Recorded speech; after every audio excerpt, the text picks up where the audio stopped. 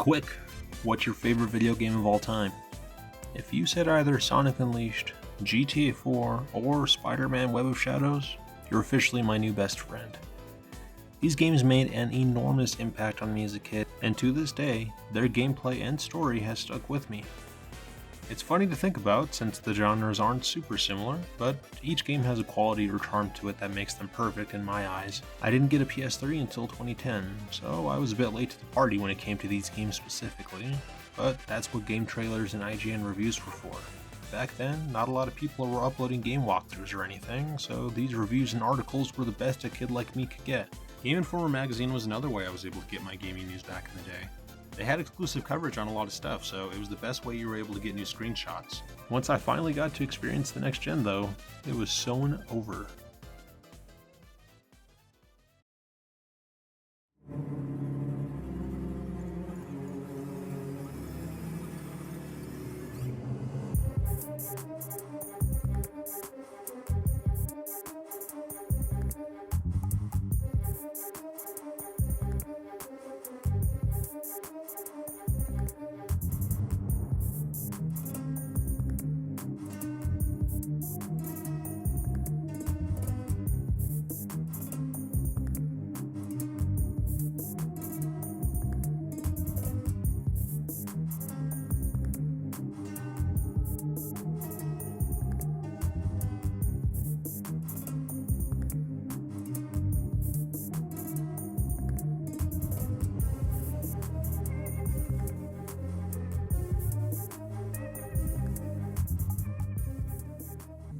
After the war finished, I couldn't get a job. Nobody could. So I did some dumb things, got involved with some idiots. We all do dumb things. That's what makes us human. Could be.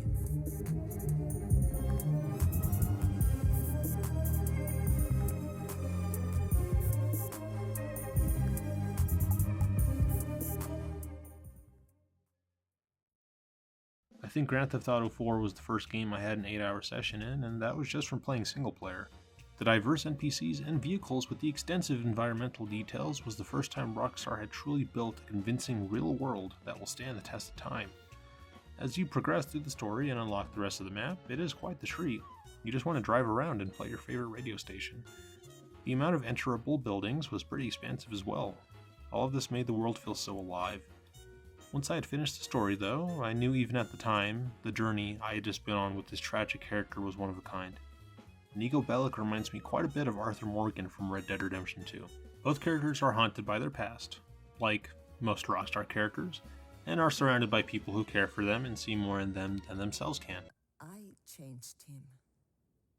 Life is complicated. I never thought I'd live like this. No? When the war came, I did bad things. And after the war, I thought nothing of doing bad things. I killed people, smuggled people, sold people. And you don't worry about your soul? After you walk into a village, and you see 50 children, all sitting neatly in a row against the church wall, each with their throats cut and their hands chopped off, you realize that the creature that could do this doesn't have a soul. God is very complicated. You mustn't give up hope. Well, I don't know about that. I've lived a bad life, sister. We've all lived bad lives, Mr. Morgan. We all sin. But I know you. You don't know me. Fine. It was before that. Two things. You remember, during the war, we did some bad things. And bad things happened to us. War is where the young and stupid are tricked by the old and bitter into killing each other. I was very young and very angry. Maybe that is no excuse. Ramen? Ramen! Are you sleeping, you fat fuck? Come on! Nico is a murderer and has done worse things than you can imagine. But he wants better for himself despite that, and purely came to Liberty City for closure. Not even revenge after the one who betrayed his squad in the army. He's even really funny as well. Hello? I'm busy. I said hello. Ow! Is your Motherfucker! boss around? What'd you do that for? Is your boss around? Yeah, he's around. Brucey, some fucking Polak asshole for you. Pleasure to meet you too. He's not a Polak. He's a gentleman. Still a fucking asshole. Sorry, Nikki, man. How's things? Okay. Sweet. I got you, man. I'm big, but I'm also fast. Wake up, boy! Oh, I'm sorry. Can you show me that again? Oh! Ah! Oh! Enough, man! Enough! Oh! Oh! Fuck me, You'll be man. alright, huh? Oh, that's some Red Army shit, serious. The only reason he falls into a life of crime is because he was trying to help his cousin, who had a heaping load of debt. Nico is a character we can learn from. Certainly not in every way, but maybe his heart. This is someone who recognizes his faults and doesn't justify them, yet he wants better for himself and deep down knows he can be redeemed. He cares for family and friends and does the best with the hand he's been dealt. Where's my remaster, Rockstar?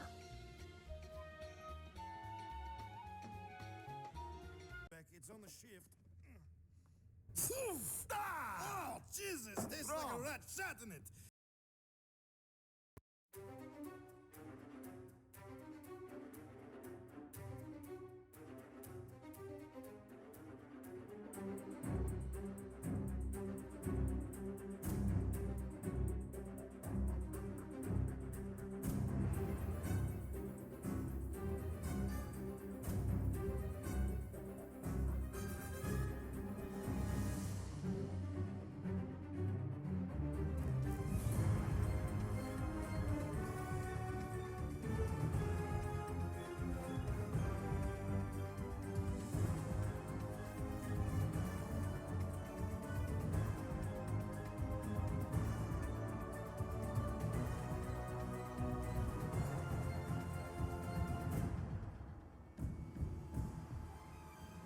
Spider-Man Web of Shadows is no joke my favorite Spidey game. I, unfortunately, was a victim to the Amazing Allies edition. If you don't know, this version released on the lower power game system, like PS2, my system. This version was a side-scroller beat-em-up that made you wish you were playing the game you saw in all the cool trailers. I remember too, it was Christmas, I had asked for this game from my family, and my cousin came up to me and said, "Hey kid, here you go," and he handed it to me. It had the cover with him with the fist and Venom and Wolverine and everything, and I couldn't wait to get home and pop it in. And you can imagine my disappointment.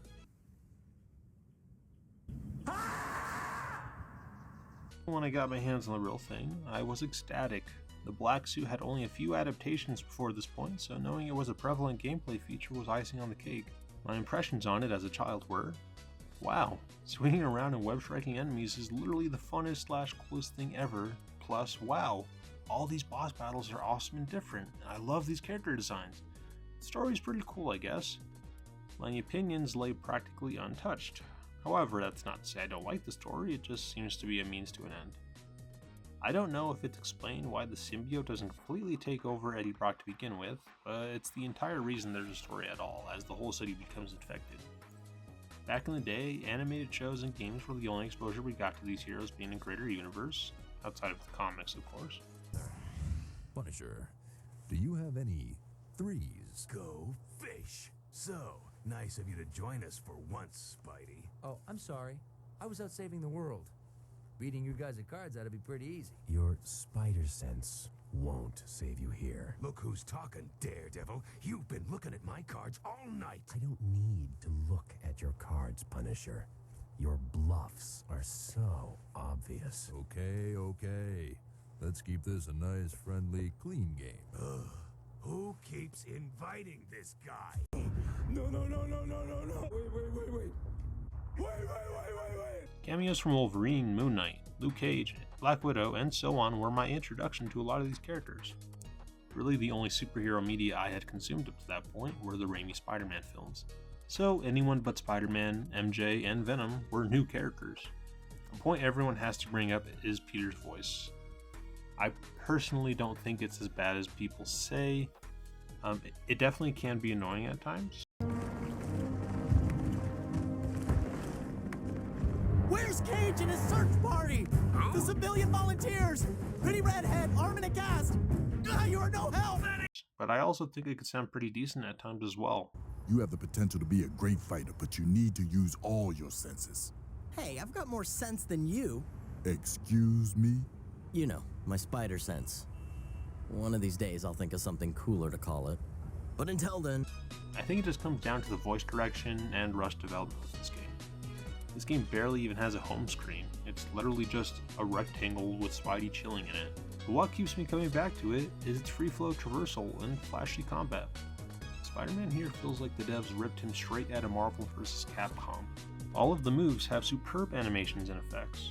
On a technical level, Insomniac Spider-Man games are superior, and they will hold a special place in my heart always, especially the first one. But this game absolutely nailed swinging in combat on a level that has yet to be beaten in my eyes. I think it comes down to a level of freedom, for me. It's almost like driving a car with stick shift. In this case, I prefer the manual. Shame we'll never get a remaster due to licensing though. Thanks Activision.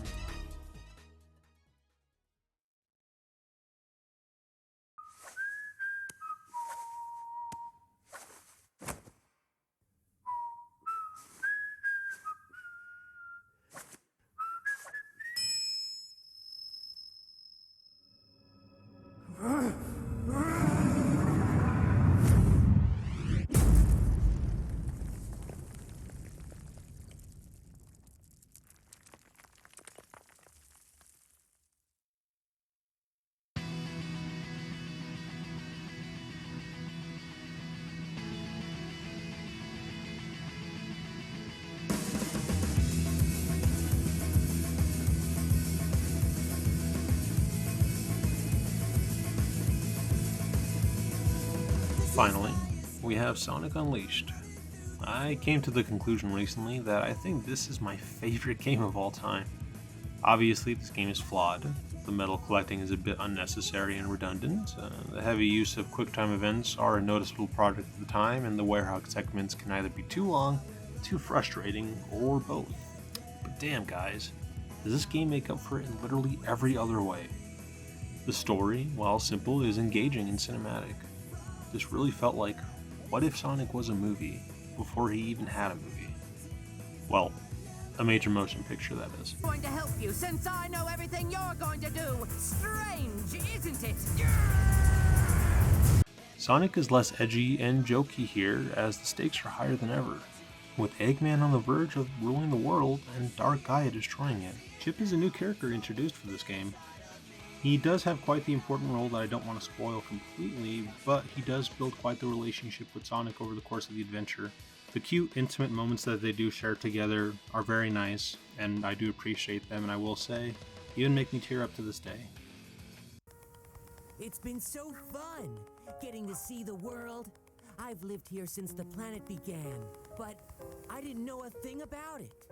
That it's so pretty, or that food tastes so good, or that people are so nice. I'm so glad I got the chance to discover all that with you, and I'm so glad that you helped me find my memory. Sonic, I will never, ever forget you.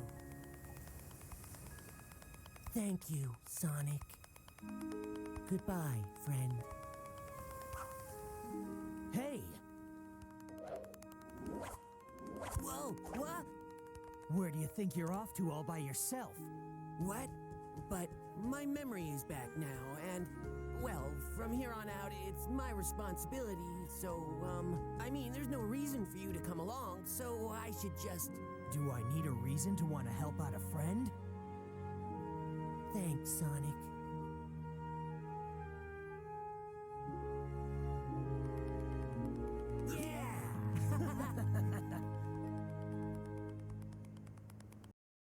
I didn't have a ton of friends growing up, so seeing two people who didn't know a lot about each other go through an entire adventure and then become as close as they do at the end is very heartwarming, and that made it that much more tragic when their friendship has to split up and you never get to see Chip again.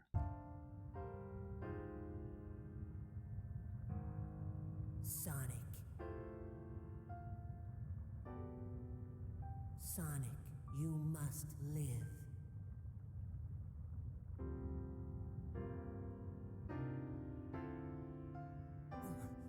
Chip?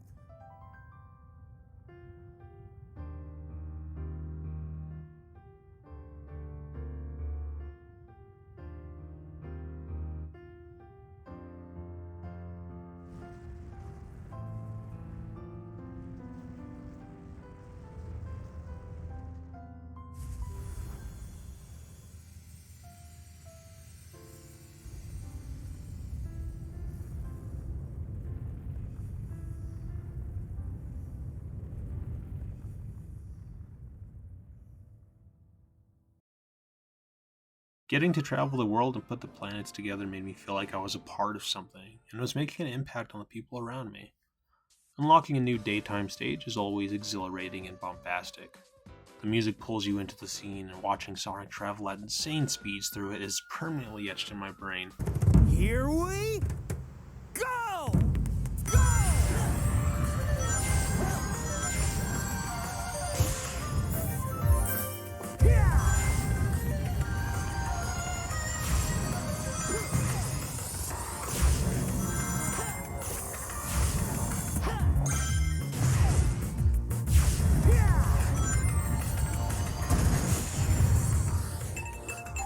Feeling good.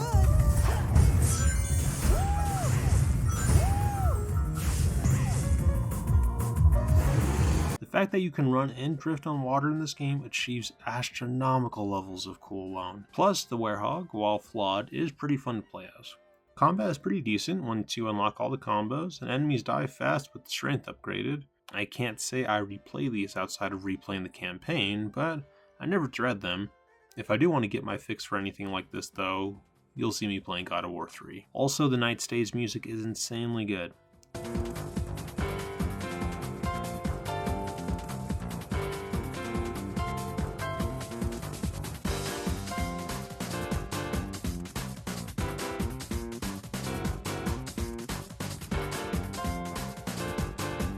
My biggest gripes are the platforming can feel jank at times, and having to collect medals to progress the game make progressing a chore. Guess what happens if you missed a bunch of sun medals on a 30-minute night stage?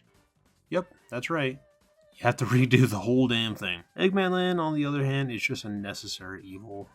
That last hump of increasing difficulty, plus everything you've achieved and overcome in the back of your mind. Once you beat the final boss and watch Sonic run into the sunset, you feel pretty much exactly like Iron Man at the end of Endgame, and Pepper is the game telling you, you can rest now. Look at me. We're gonna be okay.